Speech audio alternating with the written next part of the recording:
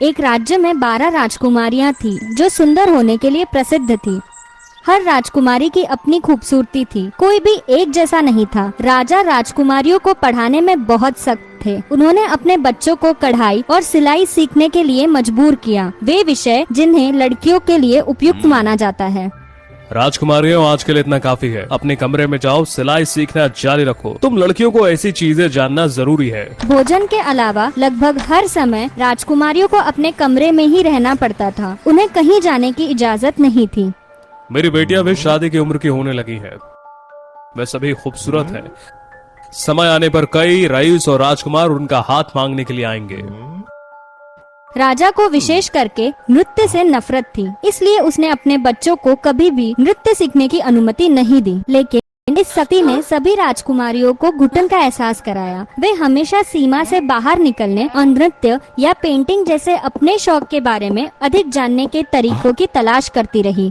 ये क्या है? क्या मैंने आपको नाचने पर रोक नहीं लगाई थी? पिताजी, ये जूते सिर्फ गलती से फटे थे। हमने उन्हें सिलाई का अभ्यास करने के लिए इस्तेमाल किया था।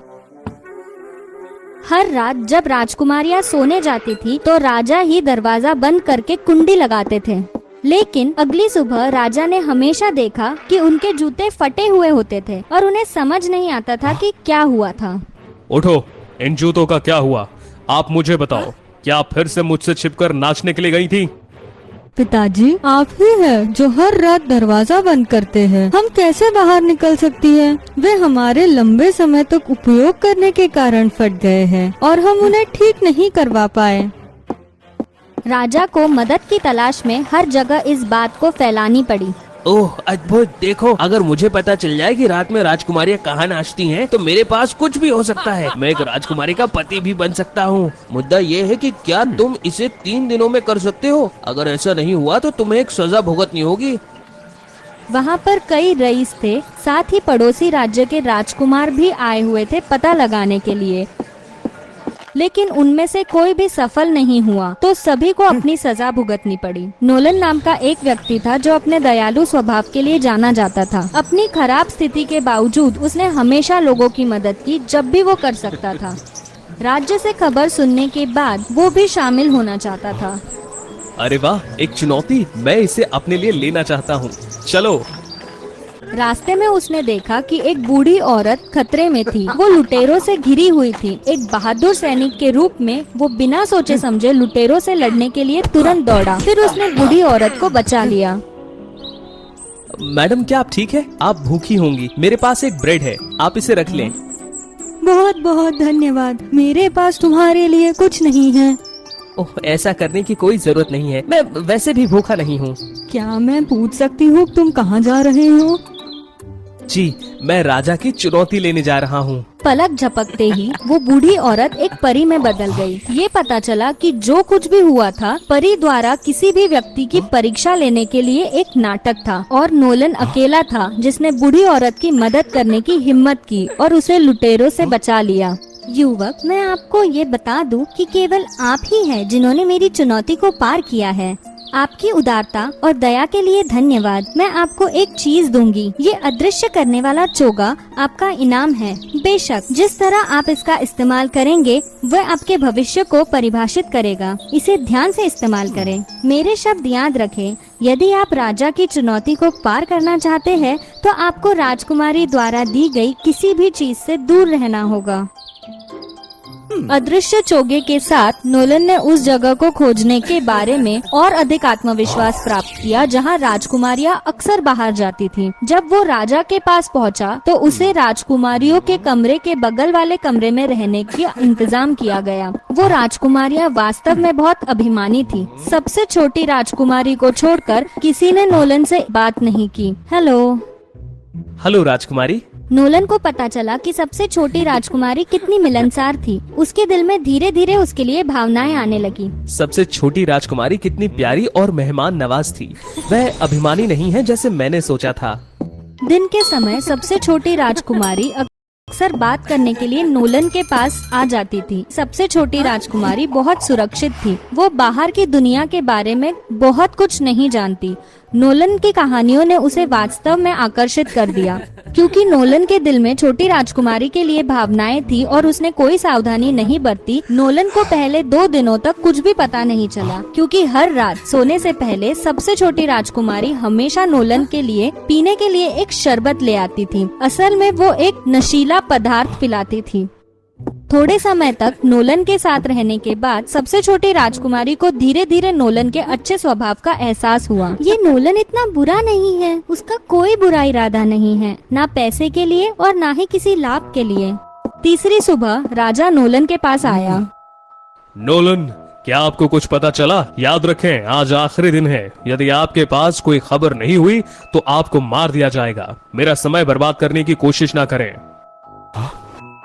मेरे शब्द याद रखें, यदि आप राजा की चुनौती को पार करना चाहते हैं तो आपको राजकुमारी द्वारा दी गई किसी भी चीज से दूर रहना होगा। उस रात भी सबसे छोटी राजकुमारी फिर से नोलन के यहाँ पहुँची और एक शरबत लेकर आई।